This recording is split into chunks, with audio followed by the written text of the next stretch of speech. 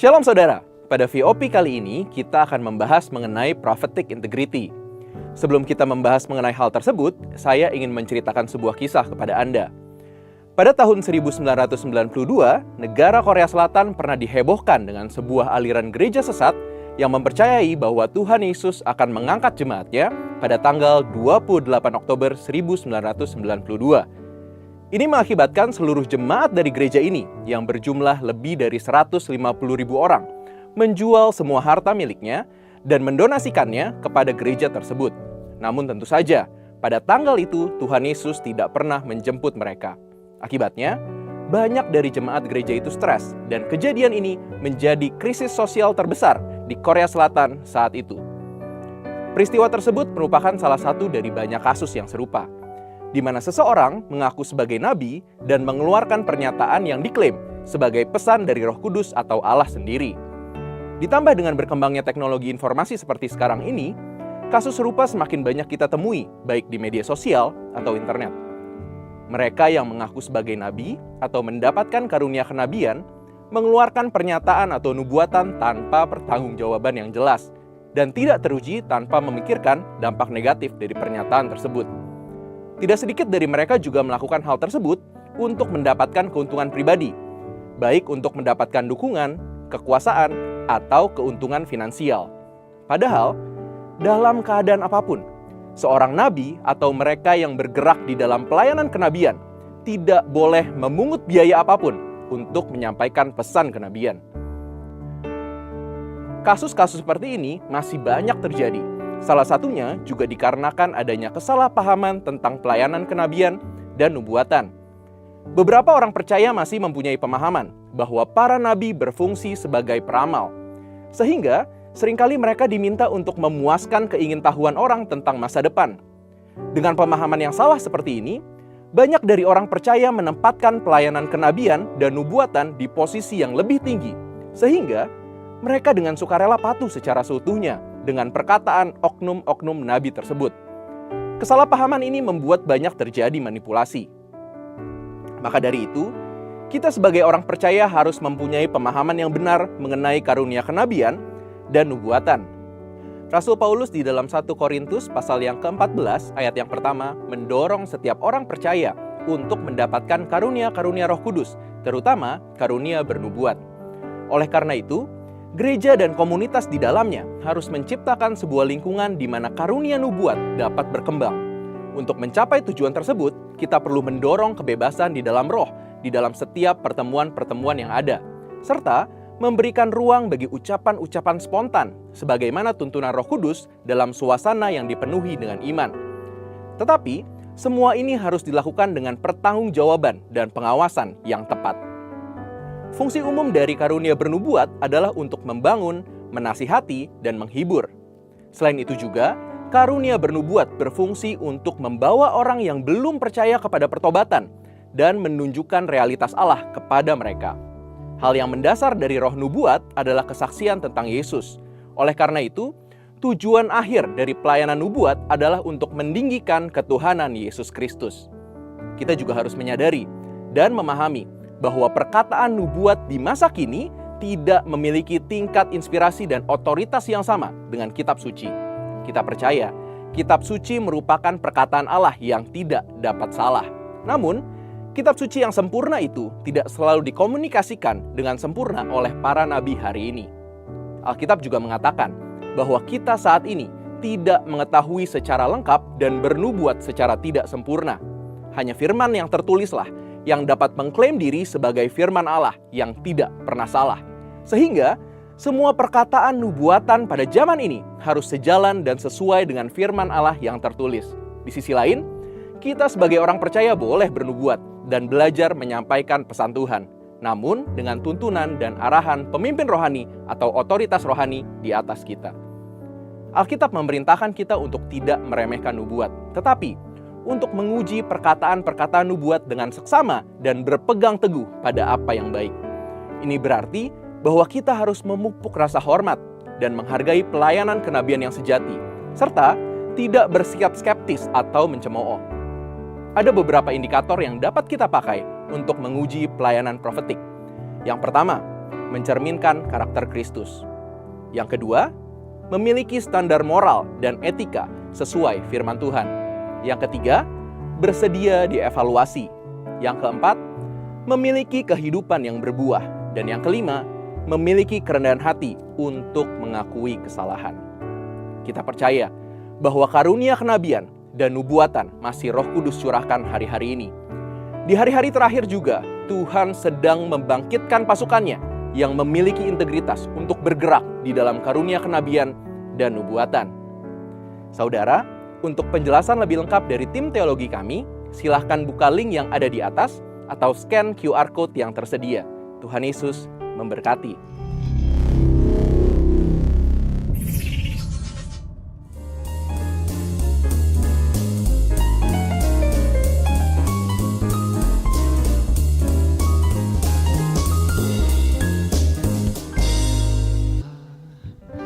Aku Tuhan,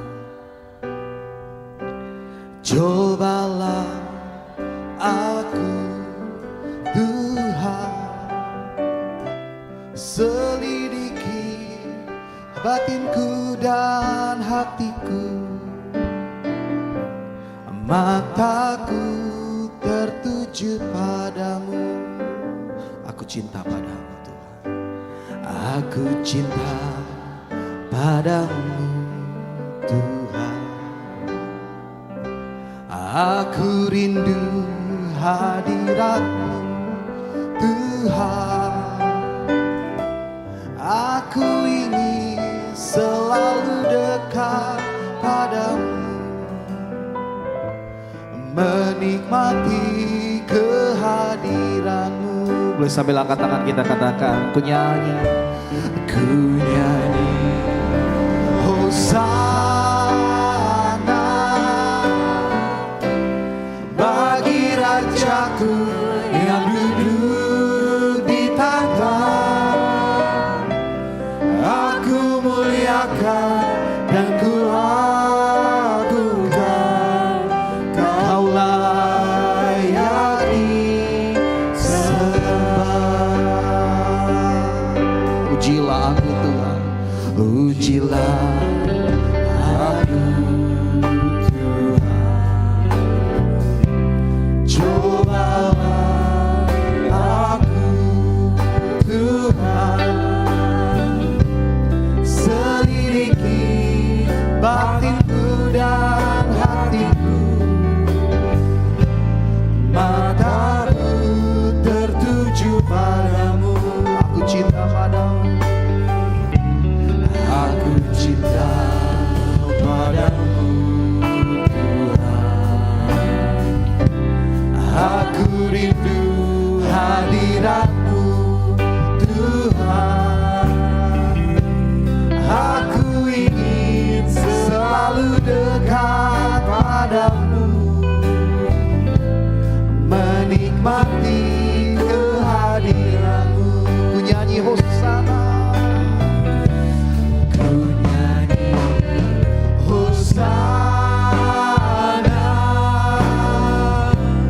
bagi Rajaku yang duduk di tahta. Aku muliakan dan ku agungkan, Kau layak disembah. Ku nyanyi Hosana, ku nyanyi Hosana bagi Rajaku yang duduk di tahta. Aku muliakan dan ku agungkan, Kau layak di. Ayo sembah Tuhan, sembah Dia. Oh Jesus, ya Rabata Syandara. Tuhan, Kau yang layak disembah, Kau yang layak diagungkan. Terimalah persembahan kami. Oh ya Rabata Syandara. Yesus, Yesus, Kau yang layak disembah.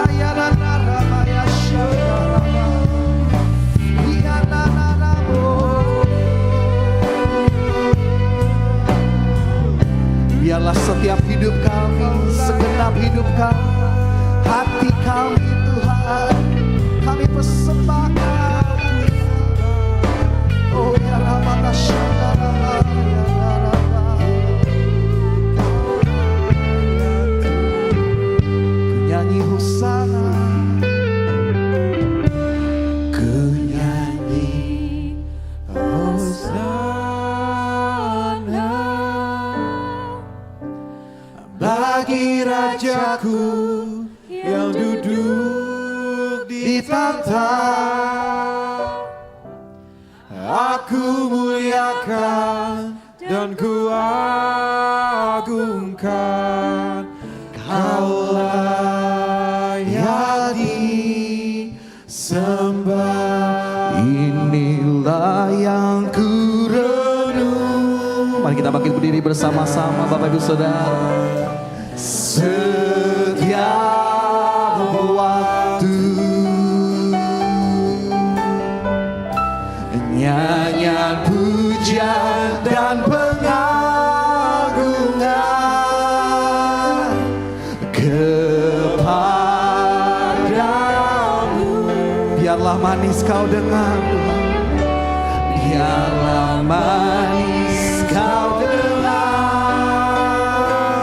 Tuhan, manis kau dengar Tuhan, dan hatiku bersuka karena, sekali lagi katakan, inilah yang ku renungkan, inilah yang ku renung. Saya mengundang hambanya, Bapak Pendeta Yusak. Setiap waktu nyanyian pujian pengagungan, nyanyian pujian dan pengagungan kepadamu. Biarlah manis kau dengar, biarlah manis kau dengar Tuhan, manis kau dengar Tuhan,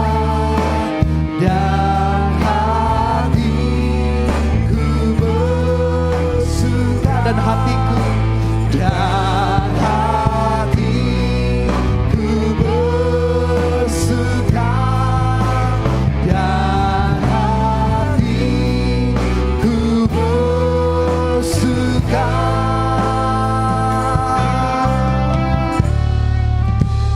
karena-Mu.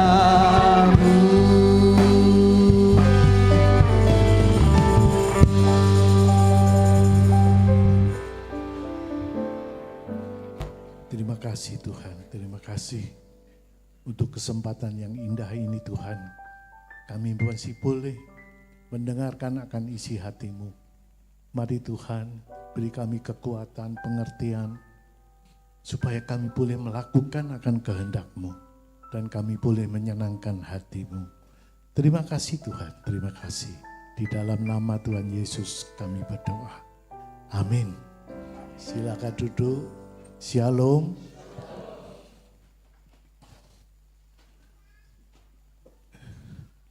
Saudara-saudara, tadi pagi saya temanya sama dengan yang kedua. Mungkin versinya yang sedikit agak berbeda. Saya tadi mengawali dari mengenai saya minta nanti kalau dimasukkan ke YouTube, judulnya itu jangan ada gambarnya saya bilang gitu. Kenapa saudara-saudara? Karena saya malu saudara-saudara. Kenapa malu? Kok ngaku-ngaku? Ini yang bawa firman Tuhan Pak Yusak. Enggak ada apa-apanya saya ini. Ya toh? Saya ini enggak mau. Saya maunya itu Yohanes 3 ayat 30 itu terjadi. Tuhan harus semakin besar dan aku harus semakin kecil. Ya, betul? Ya. Betul gitu kan? Ada kata-kata harusnya kan? Ya. Tapi banyak yang sering dilanggar kan? Sekarang kan lagi musim. Pembicara gambarnya gede. gambar Tuhan Yesus, tidak ada. Piye ya? Tapi saya mau yang sekarang saya mau versinya beda. Saya pernah sekali diundang khotbah di daerah Tangerang sana, saudara. Dan waktu saya diundang khotbah, saya udah siapin judul khotbahnya, nanti saya mau bicara apa gitu. Saya udah siapin semua. Puji-pujian.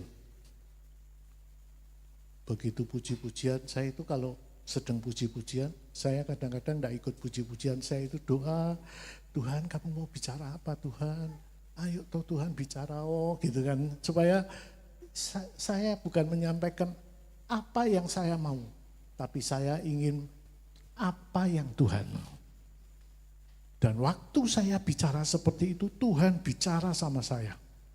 Bicaranya gimana saudara-saudara? Bukan itu. Tahu maksudnya bukan itu? Apa yang saya sudah persiapkan, Tuhan ngomongnya bukan itu.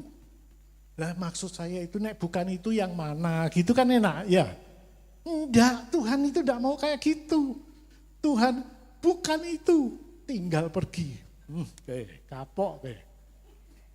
Ya toh? Puji-pujiannya stop. Saya belum dapat wahyu dari Tuhan gitu. Saya belum dapat rema.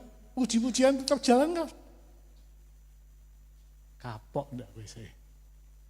Sampai pembawa AWL-nya itu turun, tetap Tuhan diem. Piye we?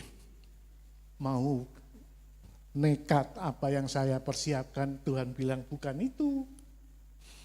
Nek bukan itu yang mana, saya itu bingung loh. Tahu enggak apa yang saya harus ngomong sama jemaat? Tingak-tinguk di atas mimbar itu saya saking bingungnya. Saya ini kan sering ke luar negeri, tak ceritani we luar negeri, ora firman Tuhan. Ben kapok toh. Bingung lah wis. Tuhan ngomong. Itulah pertentangan antara logik dan iman. Kamu mau nurut Tuhan apa nurut sakarmu dewe? Saya itu bingung di atas mimbar. Tak ceritani, saya kan pernah pergi Kutub Utara. Naik anjing. Bukan naik anjing, kereta yang ditarik anjing. Tak cerita ke kabeh. Kira-kira 15-20 menit Tuhan bicara lagi sama saya. Sekarang waktunya. Bingung enggak saudara? Waktunya apa Tuhan?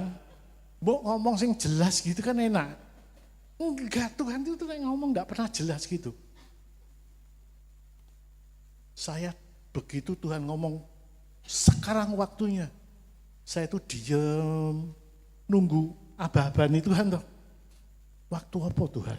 Apa toh? Kon midun aku midun. Tahu enggak? Saya disuruh turun ya saya turun. Lah kok enggak ngomong-ngomong. Tahu enggak selesai? Saya bisa marah. Pendeta, hamba Tuhan diundang marah mbak jemaat ya saya ini. Rodok geblek kan. Tahu enggak saya marahnya saya apa? Saya enggak ngerti masalahnya. Saya cuma bilang waktu itu, di sini siapa yang berani mbak gembala ini tempat? Dia di sini jadi gembala bukan maunya dia. Dia dipilih oleh Tuhan. Kalau kamu berani ngelawan dia, lihat aja keluargamu. Nekat ini, widun barang sepatu terus begitu coba. Turun terus dilempar sepatu, penyok atau saya. Sudah turun saya. Tahu enggak Bapak Ibu?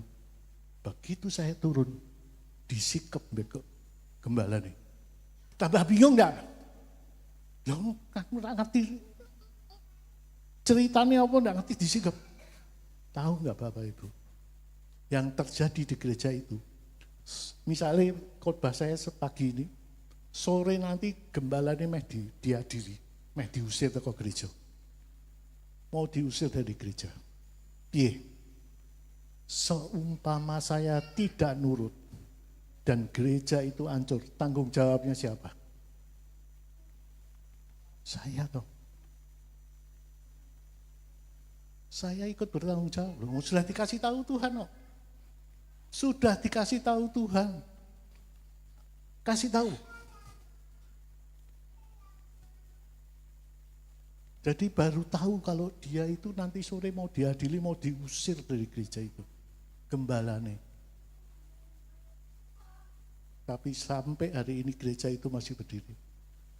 Tapi coba saya enggak menyuarakan suara Tuhan di atas mimbar itu. Makanya kita ini kalau dengar firman Tuhan, jangan sekedar dengar.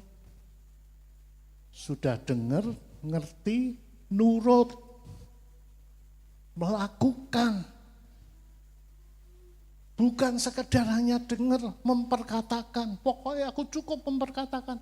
Siapa bilang? Siapa bilang seperti itu?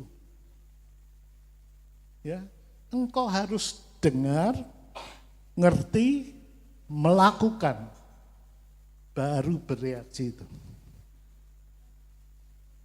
Jadi yang diperkatakan firman itu hidup, firman itu bermanfaat, firman itu berguna, itu kalau kamu sudah melakukan, dengar, ngerti, melakukan.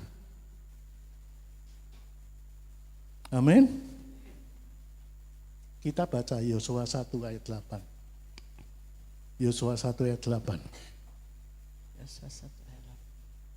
Yosua 1 ayat 8. Janganlah engkau lupakan memperkatakan kitab Taurat ini, tetapi renungkanlah itu siang dan malam, supaya engkau bertindak hati-hati sesuai dengan segala yang tertulis di dalamnya. Sebab dengan demikian perjalananmu akan berhasil dan engkau akan beruntung. Mau akan berhasil dan mau beruntung? Syaratnya apa? Janganlah engkau lupa memperkatakan kitab Taurat. Yang kedua apa? Tetapi terenungkanlah siang dan malam.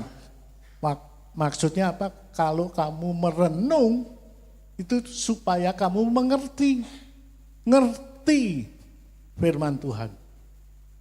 Dan hati-hati sesuai dengan segala yang tertulis di dalamnya. Berarti apa? Melakukan firman Tuhan. Akibatnya apa? Sebab dengan demikian perjalananmu akan berhasil dan engkau akan beruntung. Ini loh, kan ditulis dengan jelas. 3M 1K. Mendengar, mengerti, melakukan. Kok ditambah 1K apa? Kehidupan. Firman itu jadikan itu kehidupan. Bukan sekedar melakukan. Jadi kalau engkau refleks itu, jadi kehidupan. Refleksnya apa? Firman Tuhan. Gitu. Kita bahas satu-satu. Mendengar suara Tuhan.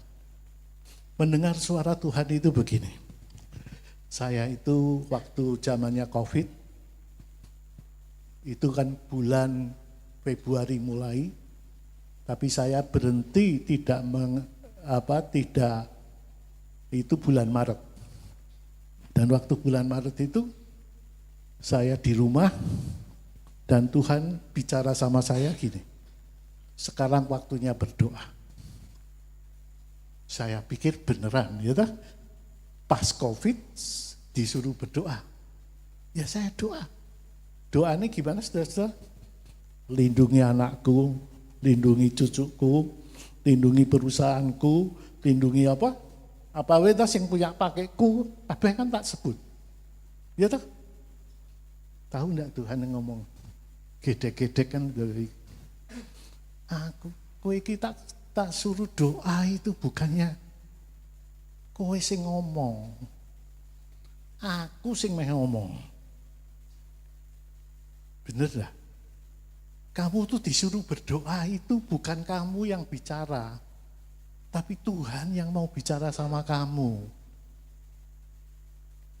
Kita ini sering kali kalau berdoa tidak memberi kesempatan Tuhan berbicara. Ya Bu ya? Iya kan.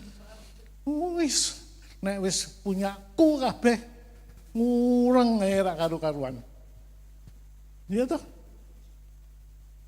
Tapi kapan coba Bapak Ibu kalau ketemu Pak Wali Kota, ya toh? Pak Wali Kota toh, belum presiden, cuma Wali Kota toh. Yang banyak bicara siapa? Pak Wali Kota toh. Lah sama Tuhan kowe sing ngomong iki piye toh? Kamu banyak ngomong. Mbok sekali-kali ada Tuhan bicara kok Tuhan. Aku mau mendengar. Ya toh? Yakobus 1 ayat 19.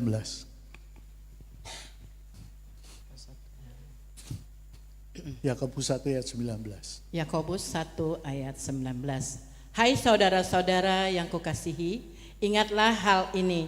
Setiap orang hendaklah cepat untuk mendengar, tetapi lambat untuk berkata-kata, dan juga lambat untuk marah. Iya. Jadi lambat untuk berkata-kata, cepat mendengar. Harusnya konsep doamu itu kayak gini. Ya toh? Kamu sama Tuhan rasanya pintar mana? Kalau ditanya gitu ya Tuhan lah.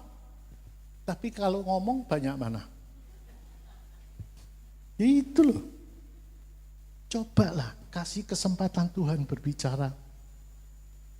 Saya ini sekarang ini kalau doa sama Tuhan, Tuhan sekarang waktunya Engkau berbicara. Aku mau dengar suaramu Tuhan. Diam, sudah. Coba saya sama Pak siapa? Pak Hendrik. Kalau saya ngobrol sama dia ngomong, saya ngomong. Namanya apa? Kan komunikasi debat toh. Lah kamu ngajak debat baik Tuhan. Nah itu loh. Nggak situ ngomong, sini ngomong. Debat toh namanya. Tapi Tuhan ini ngeliatin kamu semengerem. Oh, foto iki. Ya toh? Ini apa sih ngomongin? Terus kayak gitu. Ngecipris saya. Tinggal lungo. Tuhan, mengapa engkau tidak menjawab doaku? Cerewet. Yang gitu tuh jawabannya. Benar enggak? Karena Tuhan mau ngomong enggak, kamu kasih kesempatan. Syarat kedua, kamu kalau ngomong sama Tuhan harus dekat. Ya, kalau Pak Hendrik di bawah, saya di sini bisa ngomong. Nah bisa.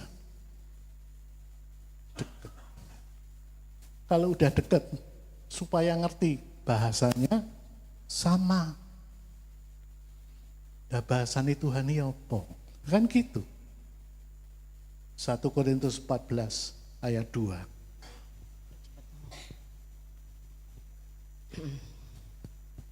Pak buka Pak.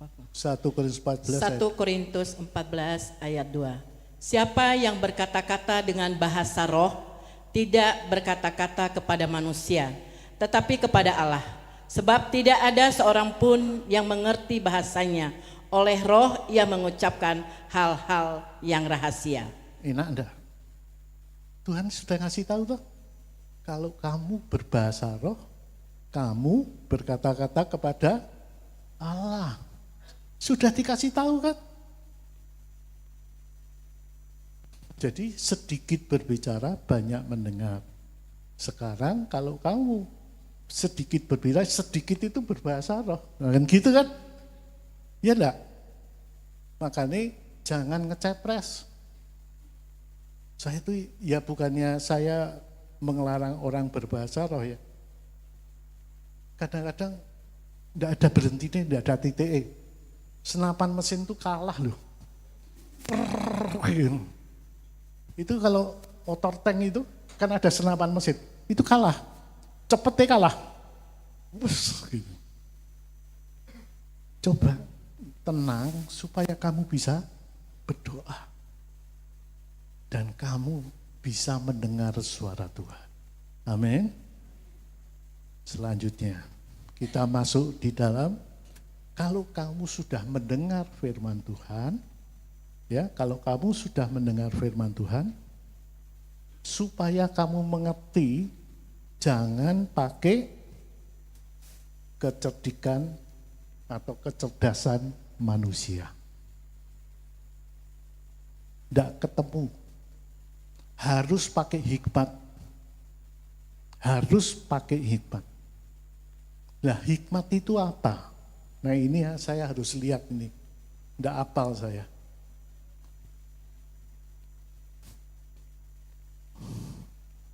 Hikmat adalah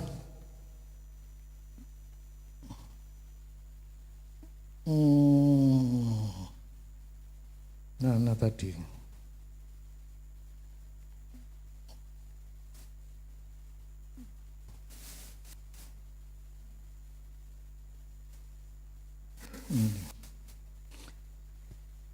Kemampuan untuk mengerti, menilai dengan benar, dan mengambil tindakan yang baik dan tepat sesuai dengan kehendak Tuhan.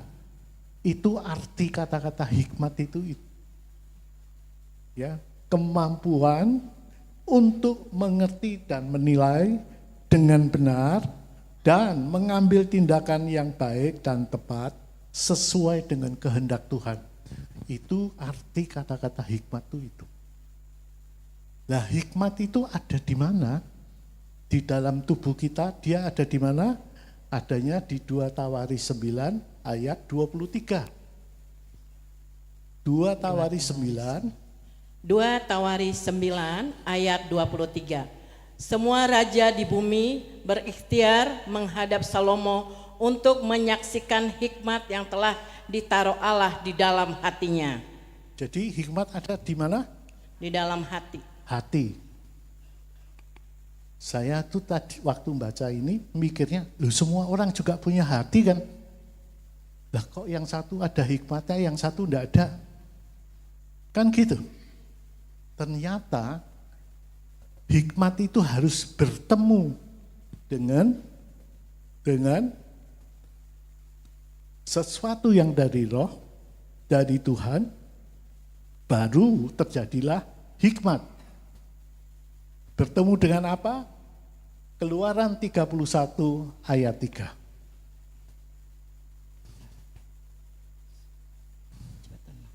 Keluaran 31 ayat 3. Dan telah kupenuhi dia dengan roh Allah, dengan keahlian dan pengertian dan pengetahuan dalam segala macam pekerjaan. Iya. Roh Allah telah dipenuhi dengan roh Allah. Jadi ini anak buahnya Musa dikasih tugas membuat kemah suci. Dan kemah suci itu harus alat-alatnya seperti yang ada di surga. Lah kalau tidak punya hikmat, dia enggak pernah naik ke surga kan? Dipenuhi dengan roh Allah. Zaman di perjanjian lama namanya roh Allah. Di perjanjian baru namanya Roh Kudus. Jadi ini harus bertemu antara hati kita dengan Roh Kudus, bertemu terjadilah hikmat. Waktu saya mikir, kok gitu ya? Saya tadi pagi, tadi Bapak ini tak suruh buka Kamus Alkitab, ya. Di Kamus Alkitab, kalau Bapak Ibu nanti di rumah punya Kamus Alkitab di Android, buka Roh Kudus, itu bahasa Ibraninya, ya, bahasa Ibraninya itu pneumo. Roh Kudus, bahasa Ibraninya pneumo. Bahasa bahasa Yunani pneumo. Bahasa Ibrani ruah. Bahasa Indonesianya nafas. Jadi nafas masuk ke tubuh kita lewat apa? Lewat kuping, hidung. Saya itu kok gitu ya? Terus saya buka Kejadian 2 ayat 7. Kejadian 2 ayat 7. Kejadian 2 ayat 7. Ketika itulah Tuhan Allah membentuk manusia itu dari debu tanah dan menghembuskan nafas Dihembuskan nafas hidup nafas ke dalam hidungnya. hidungnya.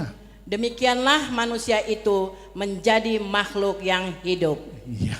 Jadi roh kehidupan itu dihembuskannya hidup. Jadi artinya apa? Kita menikmati Roh Kudus waktu kita menghirup napas dan percaya bahwa itu Roh Kudus. Ini waktu saya lihat dan dengar seperti ini, pengertian seperti ini, saya praktek. Kok enggak kejadian apa-apa ya? Saya kok merasa tidak ada sesuatu yang berubah. Saya baru ingat bahwa dikatakan di 1 Korintus 3 ayat 16. 1 Korintus 3 ayat 16.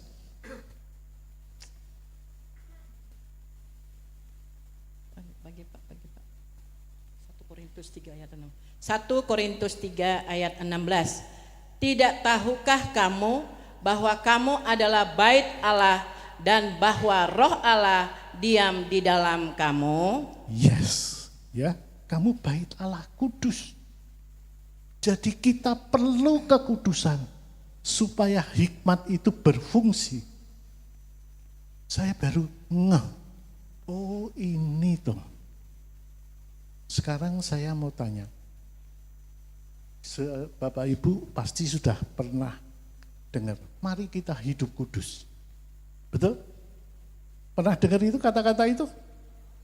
Artinya apa sih? Itu loh, banyak orang Kristen memperkatakan slogan tapi tidak ngerti artinya. Hidup kudus itu apa sih? Banyak orang memperkatakan hidup kudus itu menurut perintah Tuhan. Betul? Tapi sebetulnya perintah Tuhan yang mana? Oh segini. Tahu segini? Alkitab kan tebelnya segini. Kamu mau nurut yang mana?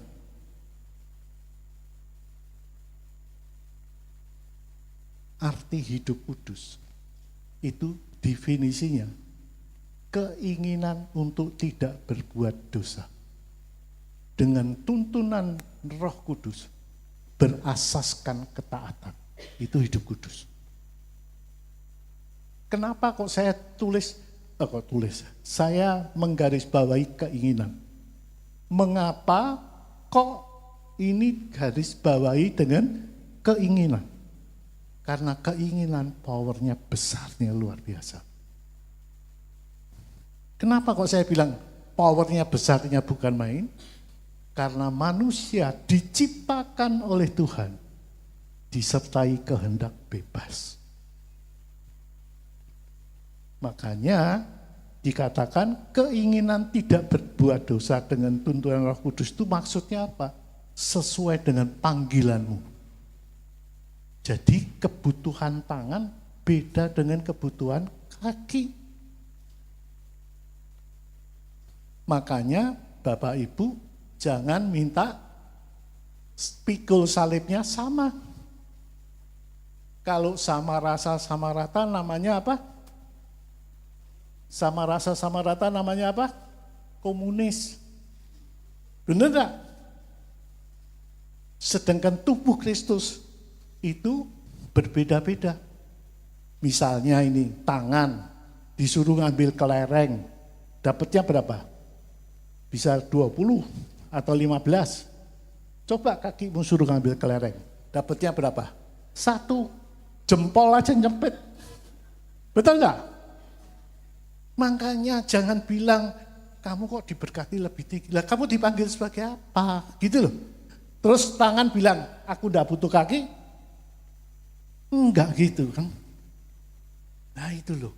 Kalau kamu menghayati arti tubuh Kristus, kamu baru ngerti apa panggilanku. Jadi definisi persatuan itu apa? Saling menghargai. Ya toh? Saling menghormati. Bagian dari tubuh Kristus. Bukan sama rata sama rasa. Ya, oke. Disitulah engkau akan merasakan artinya hikmat. Dan kalau kamu ngerti artinya hikmat, wow, kamu ngerti akan rahasia firman Tuhan.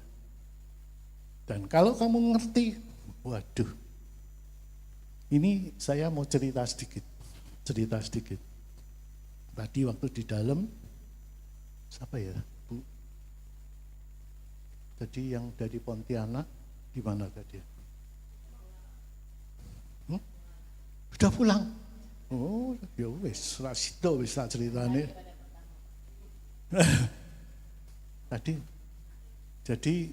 Tadi dia tanya mengenai LGBT. Loh, kalau ibu bapak mengenai LGBT, oh ya memang dasarnya gitu kan. Tapi Tuhan itu kalau engkau punya hikmat Tuhan, engkau akan ngerti. Oh ini penyebabnya sini, oh menyelesaikan caranya begini. Oh ini gini, caranya menyelesaikan gini. Gitu kan. Jadi gini, ini saya mau sedikit buka rahasia mengenai LGBT. Bapak Ibu pernah dengar orang LGBT, aku ini dari lahir memang begini. Pernah dengar?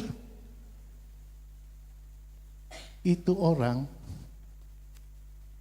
dari kecil, perempuan kayak laki-laki, laki-laki kayak perempuan. Orang bilang apa? Gennya seperti itu, betul enggak? Kalau orang bilang gennya seperti itu, bahasa Indonesianya apa sih? Keturunanku, aku memang keturunan LGBT, betul enggak? Kalau saya bilang itu kutu keturunan gimana? Kalau orang tuanya pada waktu dia hidup dan mempergunakan jimat-jimat yang berbau seksual dan anaknya berubah laki kayak perempuan jadi laki, gimana? Betul kan? Keluaran 20 ayat 5. Keluaran 20 ayat 5. Keluaran 20 ayat 5. Jangan sujud menyembah kepadanya atau beribadah kepadanya, sebab aku Tuhan Allahmu adalah Allah yang cemburu, yang membalaskan kesalahan bapa kepada anak-anaknya, kepada keturunan yang ketiga dan keempat dari orang-orang yang membenci aku. Betul? Jadi yang dibalas itu keturunannya loh. Keturunannya loh. Ketiga, keempat. Jadi kalau ibu punya bapak, punya kakek, kakek lagi. Keturunan ketiga dan keempat kan? Salah satu itu menyembah, kena. Dan waktu dia menyembah, mempergunakan jimat untuk kepentingan seksualnya, akibatnya seperti itu.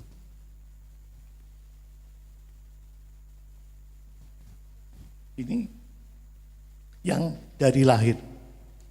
Sekarang kalau yang pindahnya waktu remaja atau pemuda. Ada yang gitu kan? Yang awalnya enggak ada masalah, di tengah-tengah berubah. itu tidak bisa mengampuni. Dia kepahitan.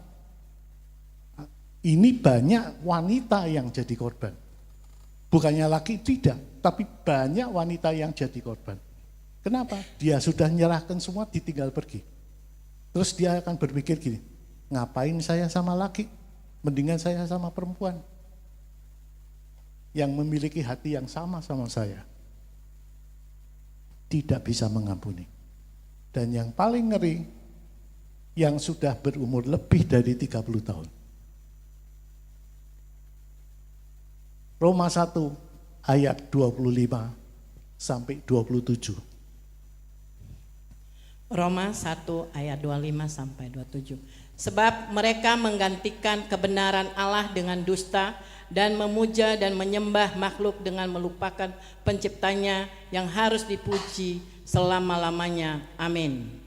26. Karena itu Allah menyerahkan mereka kepada hawa nafsu yang memalukan, sebab istri-istri mereka menggantikan persetubuhan yang wajar dengan yang tak wajar. 27. Menggantikan persetubuhan yang wajar dengan tidak wajar. LGBT kan? Ya. Terus? 27. Demikian juga suami-suami meninggalkan persetubuhan yang wajar dengan istri mereka dan menyala-nyala dalam barahi mereka seorang terhadap yang lain, sehingga mereka melakukan kemesuman laki-laki dengan laki-laki, dan karena itu mereka menerima dalam diri mereka balasan yang setimpal untuk kesesatan mereka. Sekarang pertanyaan begini, apa artinya merubah kebenaran dengan dusta? Kan yang jadi masalah kan merubah kebenaran Allah dengan dusta. Sekarang apa itu artinya? Sekarang gini, saya ditelepon Bu Rahel, Pak Yusak, tanggal segini khotbah ya di tempat saya. Gitu kan? Ngomongnya gitu kan? Itu dalam arti bahasa yang sehari-hari ngomongnya apa? Pak Yusak, sampaikan pesan Tuhan untuk jemaat Pondok Gede. Sampaikan pesan Tuhan untuk jemaat Pondok Gede. Lah kalau saya tidak bisa dengar suara Tuhan, pesan apa yang sampai ya gitu toh. Itu merubah kebenaran Tuhan dengan dusta kan. Makanya Bapak Ibu kalau mau tahu yang hal semacam ini yang terjadi apa? Umurnya 40 sampai 50. Kalau engkau punya hikmat Tuhan, engkau dapat mendeteksi seperti ini. Gitu loh. Kalau kamu tidak punya hikmat Tuhan, lewat tok. Ya Pak ya. Makanya Bapak Ibu, hikmat Tuhan itu penting. Kita baca, hikmat Tuhan itu apa? Yakobus 3 ayat 17. Yakobus 3 ayat 17. Yakobus 3 ayat 17. Tetapi hikmat yang dari atas adalah pertama-tama murni, selanjutnya pendamai, peramah, penurut, penuh belas kasihan, dan buah-buah yang baik, tidak memihak dan tidak munafik. Ini definisi dari hikmat. Tanda-tandanya orang berhikmat itu ini. Ya, jadi kalau ada kamu berselisih paham, tidak memihak. Nah, kamu sebagai orang yang berhikmat, tidak memihak. Bapak Ibu, pada satu saat saya didatangi suami istri, ya suami istri, suaminya selingkuh. Tahu saudara? Suami istri, suaminya selingkuh, istrinya tahu kalau dia selingkuh. Kira-kira mau kalau konseling, senapan mesin sama ngomongnya dia kenceng mana? Itu ibu, wah, saking kencengnya saya cuma diem aja. Karena saya diam, dia ngomong terus. Lama-lama kerasa toh, dong saya konseling, saya ngomong itu. Ibu itu kerasa, lihatin saya itu kerasa. Saya konseling kok diem. Wah, saya salah ya Pak? Ya salah, konseling kok kamu yang ngomong. Aku bilang. Ya udah Pak, saya tak diem, dia bilang gitu. Pertanyaan pertama apa? Pertanyaan pertama saya apa? Ibu, agamanya apa? Tersinggung loh, ditanya gitu. Loh, gak ada jawab Kristen kenapa? Ya toh, ditanya, ibu agamanya apa? Bapak ini loh, tanya kok kayak gitu. Loh kenapa sih Bu? Ya saya itu Kristen toh Bu. Pak, wong saya datang ke rumah Bapak ya Kristen. Oh, Kristen ya Bu. Kan saya gitu. Orang Kristen tuh ngadepi masalah nyelesaikannya pakai kasih apa emosi ya Bu? Ya gitu dah. Ya pakai kasih, lah itu kok pakai emosi. Lu kok ketawa nanti ibu, ngelakoni tenanan lu. Ini dia bengong, saya melihat, kenapa ibu menyelesaikannya tidak dengan kasih? Oh iya pakai kasih ya Pak. Iya, nanti kalau pakai emosi, suamimu malah lari. Malah tambah selingkuh ya, malah nemen aku bilang gitu. Iya Pak ya? Oh gitu ya Pak. Ya wis Pak, saya nurut gitu kan. Tahu enggak? Saya lirik, suami ini tahu yang selingkuh itu. Tak lirik gitu dah. Mesem loh. Wah aku dibela nih. Dibela sama pendeta nih loh. Mau menyelesaikan istriku dengan kasih. Selingkuh diselesaikan dengan kasih kan. Dibelani toh. Mesem. Jelai enggak? Jengkel tuh nih. Terus saya tanya sama suami ini. Bapak tahu? Istri Bapak mau menyelesaikan dengan kasih? Tahu artinya enggak? Ngeliatin dengan itu jidatnya mengkerut gitu. Dia mau menyelesaikan bersama Tuhan. Jadi kalau Bapak tetap nekat, ya enggak apa-apa, terusin aja. Kan gitu, terusin aja. Dia mau menyelesaikan bersama Tuhan. Kalau kamu tetap nekat, terusin aja. Saya berharap kamu bertobat. Kalau kemarin dia pakai emosi, dia pakai pribadinya. Tapi sekarang dengan kasih bersama Tuhan. Kira-kira wani terus dah. Wani terus ya namanya nekat. Mencobai Tuhan. Itu loh yang dikatakan kata-kata hikmat. Amin. Jadi kalau Bapak Ibu, saya pernah sekali ada orang suami istri. Enggak, ini kalau ini istrinya datang. Suaminya sudah selingkuh, narkoba, tidak pengangguran. Wih, datang ya gitu. Ya saya diam aja tak. Selesai, saya tanya, kamu agama, nah ini saya enggak tanya agamanya. Kamu orang Kristen kan ya? Iya. Mau meninggalkan Tuhan, mau keluar dari Kristen ya? Ya enggak lah, saya kan enggak salah. Loh, habis mau cerai? Lah buat apa kamu menyembah Tuhan yang membenci kamu? Betul enggak?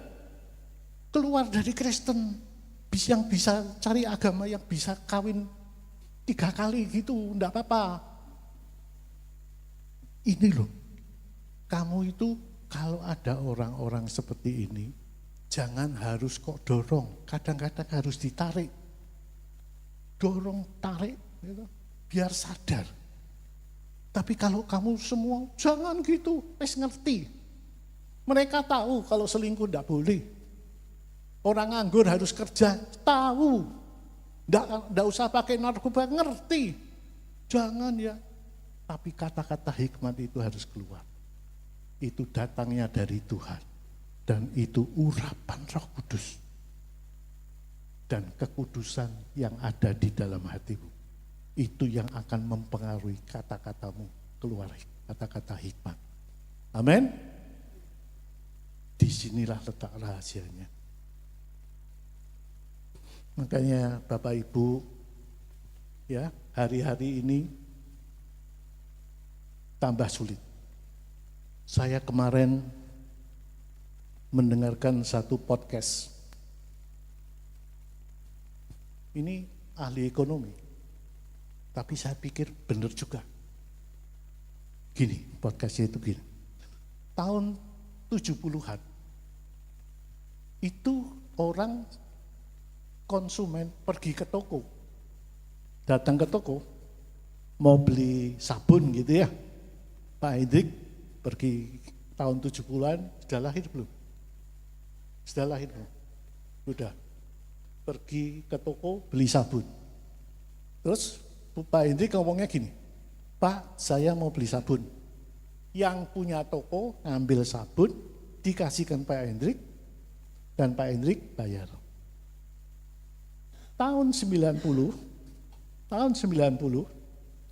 Pak Hendrik masuk supermarket, ngambil sendiri, bayar ke kasir. Sekarang, telepon, diantar di rumah, ya toh? Diantar di rumah, enggak usah keluar rumah.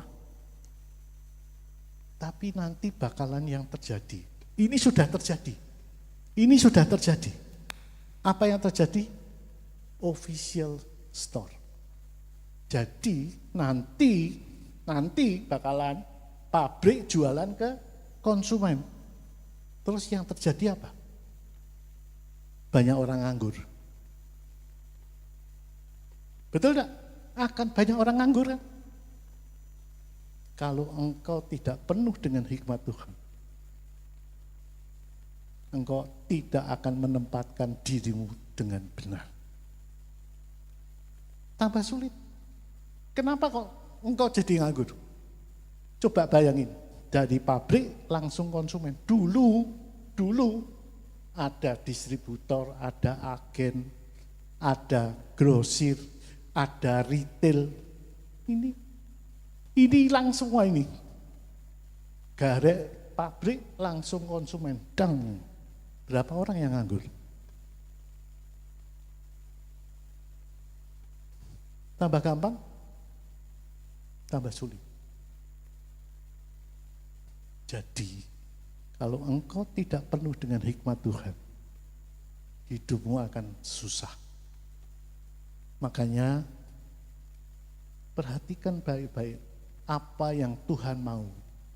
Ikutin dia. Tiap orang dipanggil berbeda. Jangan bilang, oh Pak Yusak ke situ, ya saya ikut. Nah, orang akan dipanggil berbeda. Engkau ditugasi Tuhan berbeda. Tapi yang jelas di luar akal manusia.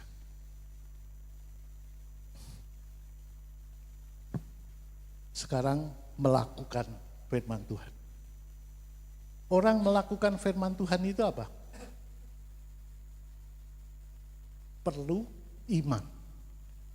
Ya, perlu iman. Kenapa kok perlu iman? Karena 2 Korintus 5 ayat 7. 2 Korintus 5 ayat 7. 2 Korintus 5 ayat 7. Sebab hidup kami ini adalah hidup karena percaya, bukan karena melihat. Ya, jadi arti iman itu hidup karena percaya, bukan karena melihat. Ini kenapa kok hidup ini perlu iman? Karena apa yang kita lakukan itu di luar akal manusia, di luar estimate kita. Saya kalau sudah bilang, Tuhan bilang, sudah ke sini, ya sudah. Ikut. Gitu. Pernah sekali, Bapak Ibu, saya seminar di Jogja. Kalau seminar kan enggak bisa bilang yang gelar doktor enggak boleh ikut gitu kan, enggak boleh, enggak bisa. Semua lapisan silakan, asal kue gembala hamba Tuhan silakan ikut. Tahu enggak Bapak Ibu? Ini yang ikut dosen teologia, gelarnya doktor. Piye? Di tengah-tengah seminar, dia tanyanya di luar konteks. Piye we? Sini S2, saya itu S2, SD sampai SMP.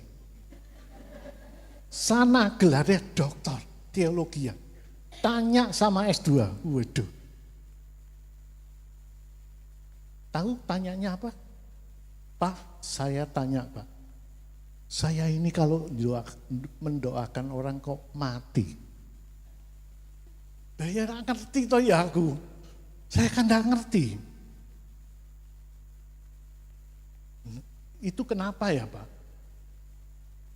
Kira-kira kalau Bapak Ibu ditanya kayak gitu tuh, itu di atas mimbar, saya gini nih loh, lagi seminar, ditanyanya gitu. Saya ini kalau doain orang mati loh Pak. Lah terus saya itu sampai trauma Pak. Itu kalau dia bilang sampai trauma, berarti berulang kali. Saya cuma di atas mimbar, gocean mimbar, Tuhan, kamu yang nyuruh saya loh Tuhan. Engkau tidak akan mempermalukan aku Tuhan. Saya bilang gitu, Tuhan BCI, history. Saya langsung ngerti, history itu langsung tahu saya. Dulu waktu Bapak kecil, tolong ceritakan, saya bilang gitu. Ternyata orang tuanya itu meninggalkan ibunya. Bapaknya meninggalkan ibunya, yang ditinggal utangi yang ditinggal. Bapaknya belayu, dia hidup dengan ibunya, nyekolahke dia sampai gelarnya doktor teologi. Karena dia seorang doktor teologi, waktu cerita itu akhirnya itu enggak di titik koma. Tahu maksudnya? Nek titik itu kan berhenti, udah gitu. Gampang urusannya, kalau titik gitu urusannya gampang. Ampuni kan gitu, iya toh? Enteng atau suara. Berhubung dia seorang doktor teologi, saya sudah mengampuni Pak. Tambah pusing dah weh. Karena dia bilang belum mengampuni, saya cuma balik toh, ampuni bapakmu.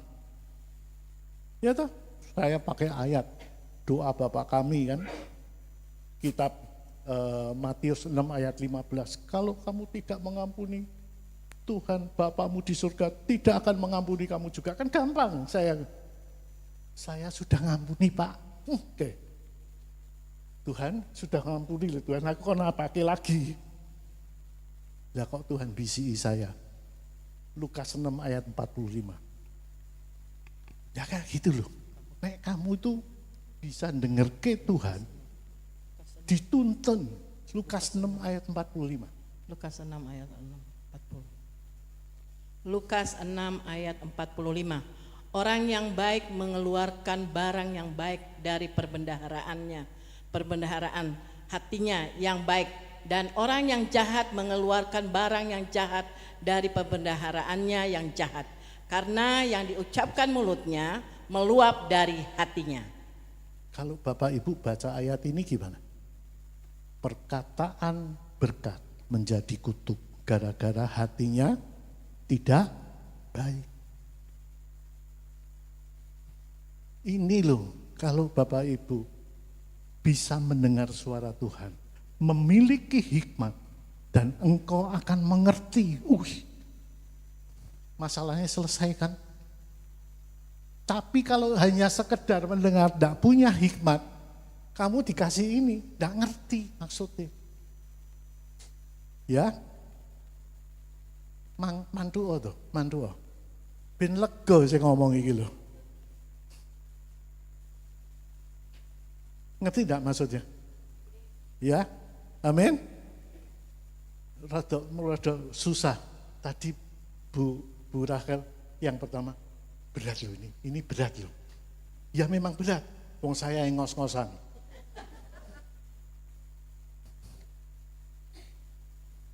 Bapak Ibu, jadi engkau harus melakukan. Ya, kalau kamu hanya memperkatakan, itu kamu menista firman Tuhan. Kenapa kok saya bilang menista? Orang bilang, wah ini gini. Mana buktinya? Gara-gara kamu tidak praktek.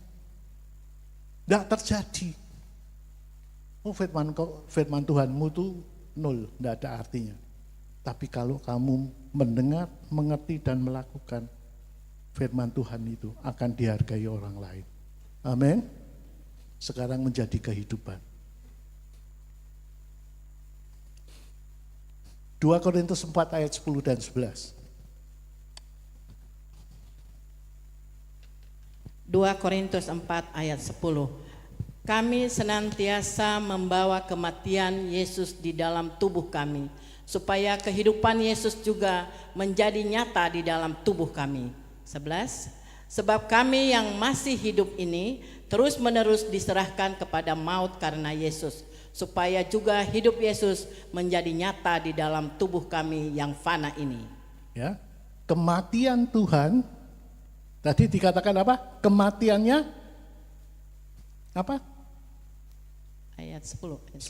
Coba 10. Kematiannya Kami senantiasa kematian Yesus di dalam tubuh kami, supaya kehidupan Yesus juga menjadi nyata di dalam tubuh kami. Membawa kematian Yesus ke dalam, itu tanda artinya apa?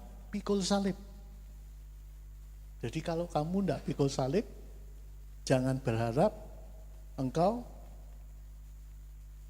membawa firman itu menjadi kehidupan. Kamu harus pikul salib. Kalau kamu tidak pikul salib itu banyak orang bilang tidak enak. Tapi Tuhan berkata, kuk yang kupasang ringan dan enak rasanya. Jadi pikul salib itu bukannya pikul ini tak taruh dulu tambah ini biar pengalaman baru gitu. Enggak. Pikul salib itu ini satu di sini, satu di sini, satu di belakang gitu. Nambah terus. Tapi Tuhan bilang enak. Ya toh?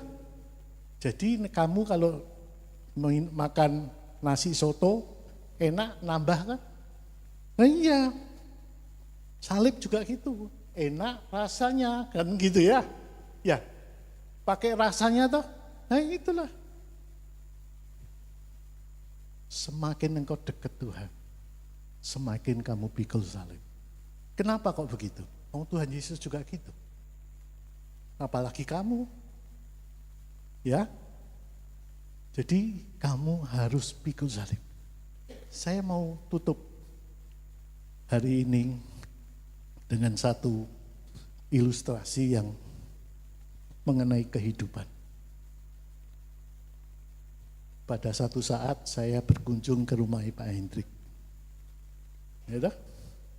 Saya berkunjung ke rumahnya Pak Hendrik. Terus Pak Hendrik ke istrinya cuma gini. Keluar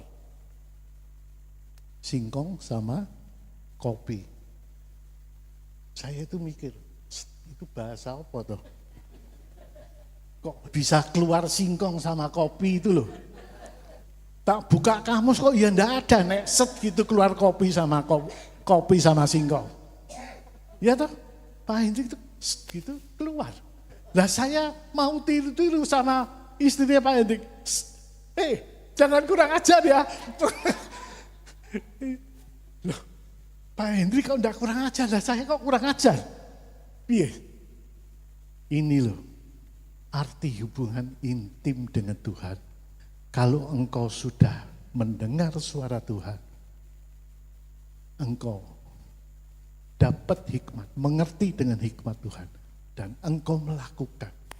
Kamu gitu berkati tiba.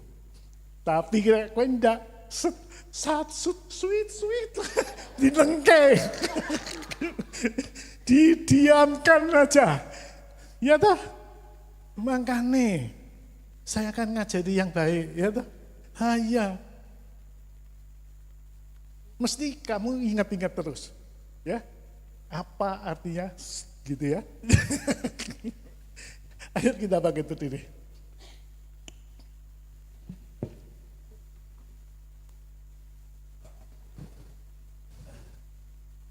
Terima kasih Tuhan, kalau kami sudah mendengar sebagian dari firman-Mu, rahasia-rahasia yang Tuhan berikan buat kami, sungguh luar biasa Tuhan.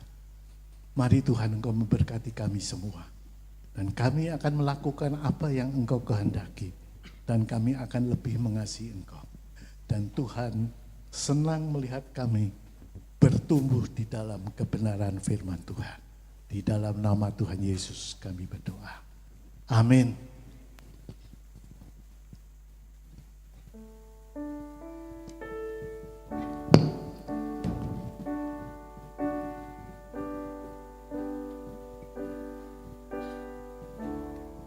Sudah diberkati pagi ini.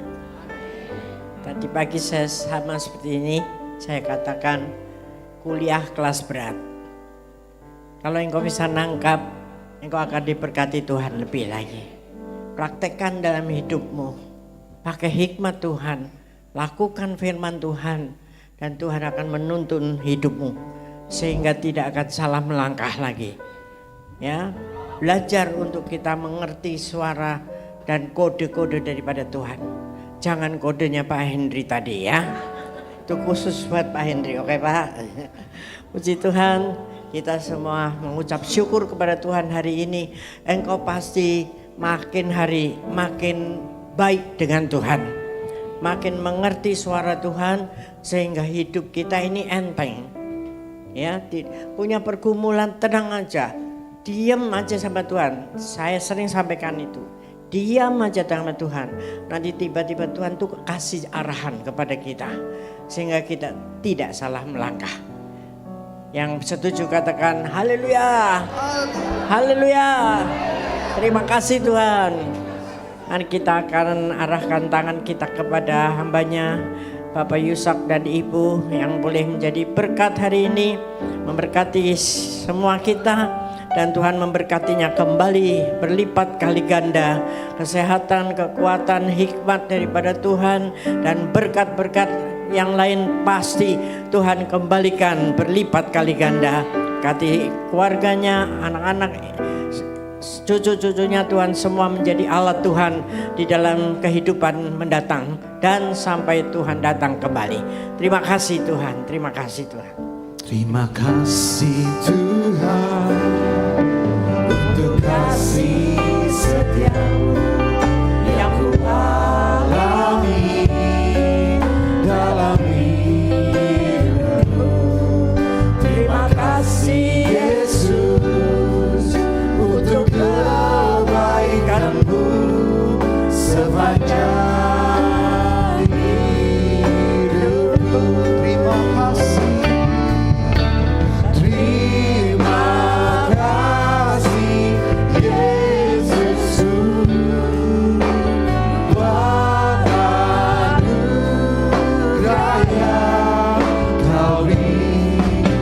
Hari